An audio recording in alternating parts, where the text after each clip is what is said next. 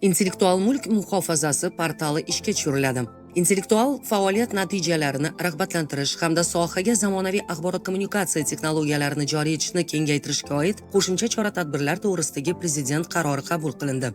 Qarorga ko'ra quyidagilar 2026-2027 yillarda intellektual mulk sohasini rivojlantirishning asosiy maqsadli ko'rsatkichlari etib belgilandi.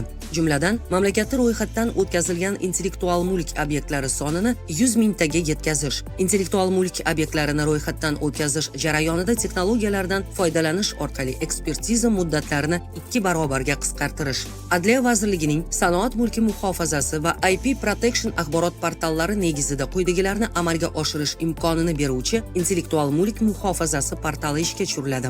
Intellektual mulk masalalariga oid murojaatlarni qabul qilish, intellektual mulk obyektlari bilan bog'liq shartnomalarni onlayn tuzish, kontrafakt tovarlar hamda intellektual mulk huquqlarini buzganligi uchun faoliyati cheklangan veb-saytlar to'g'risidagi ma'lumotlarni joylashtirish. 2026-yildan har yili eng yaxshi ixtiro, eng yaxshi foydali model, eng yaxshi sanoat namunasi, eng yaxshi EHM uchun dastur va ma'lumotlar bazasi hamda eng yaxshi seleksiya yutug'i nominatsiyalari bo'yicha respublika tanlovi o'tkazib boriladi. Tanlovning har bir nominatsiyasi bo'yicha 1, 2 va 3 o'rin g'oliblariga bazaviy hisoblash miqdorining 150, 125 va 100 baravari miqdorida mukofot puli beriladi.